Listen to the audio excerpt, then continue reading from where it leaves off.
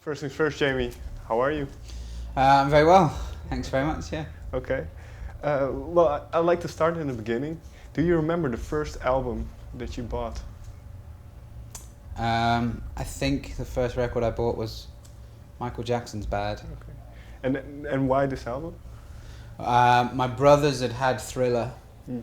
and a best of Michael Jackson, and I became a huge fan. Okay. So I was kind of very eagerly anticipating the record coming out. So Okay. I was very excited. I think it came out in August. What did you like about Thriller? What kind of caught your attention? At the time, I don't know really. In some ways, I was more into the Jackson 5 than I was the Michael Jackson stuff, but there was something about that record that is incredible. Even now, however many years later, it's still it's one of the best records ever made. It sounds immense, just perfect production. And then what age was this when you kind of... I first heard Thriller when I was like 7 or 8, I guess. And then Bad would have been a few years after that. And what role did music play at this point in your life? I was obsessed with music. Okay. It was everything to me. I watched everything I could that was musical. I listened to everything I could.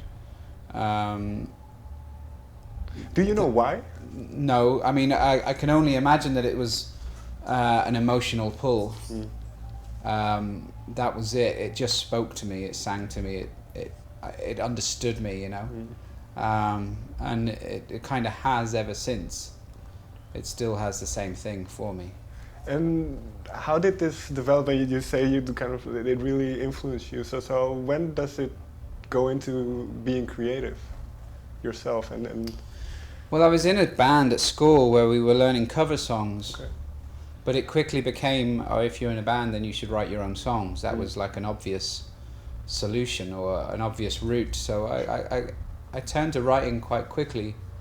And then I realized that writing was quite useful in terms of kind of working through feelings and things like that. And just singing itself was quite cathartic, you know. And I was quite an emotional kind of wailing singer, you know. Okay. It just kind of helped me through most things, you know. Okay. And then can I assume just early teenage type things? Yeah, very much so, yeah. And you said, well, it has this very cathartic element to it. Was that difficult to once people heard the song, so to say? I don't know if people knew. Okay.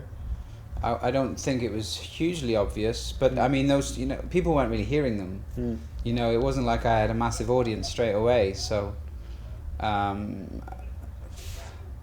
was just kind of writing what I thought you were supposed to write, but yeah, they weren't very good. Well, do you remember the first song then that you were proud of, that you thought, well, this is actually a good song? Yeah, I do. I think I was about 17 or 18, and I wrote something that was quite melodic and sweet and gentle, and I thought, oh, this suits me much better. I think it was called Fall, but you know, I wouldn't ever play it now. But do you remember where it came from?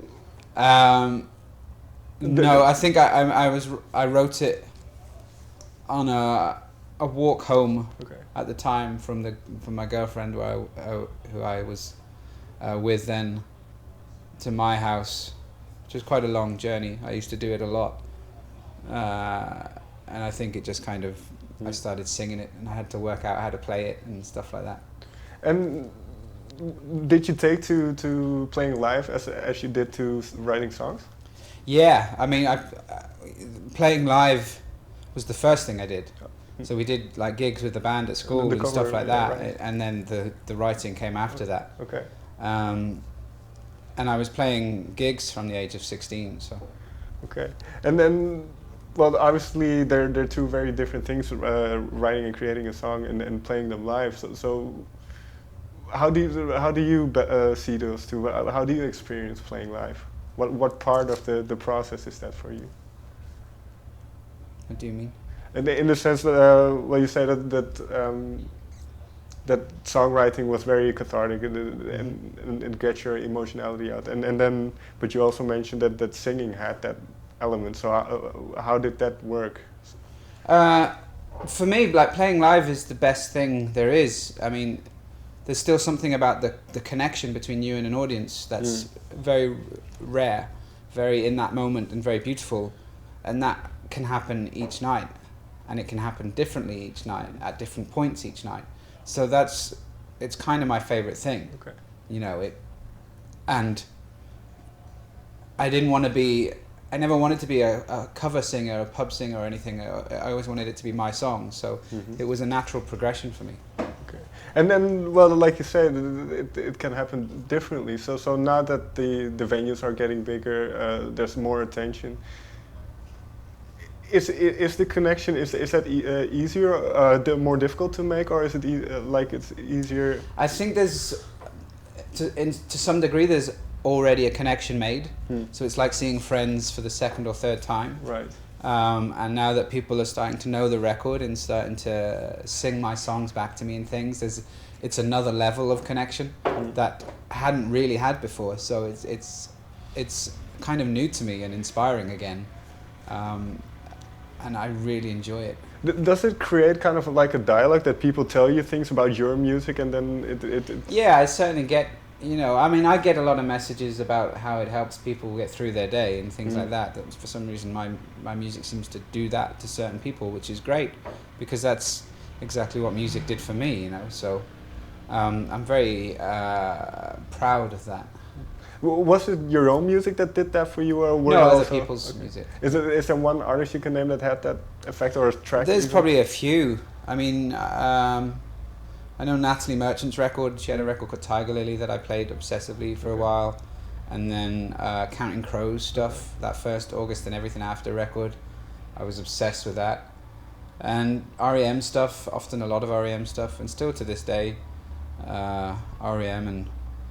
Still Jackson 5 stuff, you know, that I'll go to at certain points. Do they influence you, these artists that you listen to, do they influence you sonically as well? I expect so. I mean, I can see how my music, my songs kind of fit in some way alongside bands like REM and Counting Crows and things. But I don't know how much of that is a direct influence or not. And this connection with the fans, do they, because obviously they send you messages and with their interpretations of your songs. So has it ever given you a different interpretation on one of your songs, or are they fixed? Yeah, I've had that before, yeah. I had a song called A Darkness, it was on my second record, which I thought was about this kind of lonely, slightly kind of deranged guy. It was a bit full of love and had too much love in him, and therefore he kind of accidentally killed someone. That was what my idea of the song was about, and then someone else pointed out to me it probably isn't about that. It sounds more like a domestic abuse, and it just changed everything the way and I haven't done that song since. Okay. Because I see their point, and their point is clearer than my point. So now I don't do that song. Okay. Well, that's quite interesting how that interaction works. Yeah. And then, so when you write new songs now, do you have the audience in mind? No. Okay. No, I try not to. It's weird. I'm in a strange position right now. I'm in a position I've never been in, which is that I am playing bigger rooms. I have people that are probably going to listen to my music when it comes out, and therefore there's a guaranteed audience for it. It might only be a small audience, but there's one there, you know. So. And now I'm wondering, well, do I write for them? Do I write for a bigger space? Or do I just carry on writing as I did before and hope that those songs are good enough and that they're the ones that people will still like? And I'm kind of stuck between all three. Okay. I'm not sure what I'm doing. What have you noticed about the songs you're writing now? Do you notice them so clearer? Far, I think they're just perhaps less optimistic than the last record. How come? I don't know, because I mean, I think I specifically collected a set of songs that had hope and optimism in. Okay. Whereas there were a lot of other songs written around the same time that didn't have that and therefore didn't make the record. But at the minute, they're just these kind of, they're a bit not darker. They're not dark, but they're not ever hopeful. Okay. But they may change because I like that sense. I like a sense of hope in songs. Well, because often it is said that art is kind of a reflection of a person's life. So, Yeah. well, things are going well for you now. Yeah, So- I mean, I don't know if that's what's happening with me because I'm in a really good place. so, do you have to be in a certain mood then to write those songs? No, I don't think so. No, I can just write. Okay. Yeah, and I'm just kind of trying to let the sound of the song, whatever the melody is suggesting, write the lyric. Mm. And I think if anything, I just wanted to write something a bit, just with a bit more thought in it. I think I specifically chose words last time that were easy to understand. That I wanted people to get them straight away. Right. And maybe this time I want, like, my huge admiration for R.E.M. came from being able to sing those lyrics without having to think about them. Mm. But also, if you wanted to think about them, you could. And then there was this whole other level of song that you could delve into. And I think maybe I didn't do that as much on the last record. And I'm going to try and do that for the next a bit more. But it may not turn out that way. I don't know. Okay. And then, well, this is maybe you can't say too much about this, but do you notice certain themes that you want to talk about then? No, I mean, I'm only trying at the moment to avoid the theme of distance and traveling, because I just don't think that's very interesting. But that's what my life is at the minute, you know. Sure. So I'm trying to avoid certain themes, which maybe I shouldn't. Maybe I should just write those songs and then I can get on with writing the other ones that people will hear. But no, I don't have specific themes at the moment. No. Okay. The final question, I found that well, obviously Ed Sheeran signed you to his label. Yeah. I saw he did backing vocals on 2 tracks. Yes, he did. on your album. Will you work with him on your next album in a way? Well, yeah. I mean, he'll obviously be the, kind of. He had a kind of executive producer role on the last record, and was the A&R guy for it. So he'll do that again. Okay. Whether we get to write or not really depends on his schedule and my schedule, and whether, because he's obviously making a record now as well. Mm-hmm. So hopefully, fingers crossed, that would be great. Okay. We've talked about it, so who knows. Okay. Thank you very much for your time. No worries, pleasure.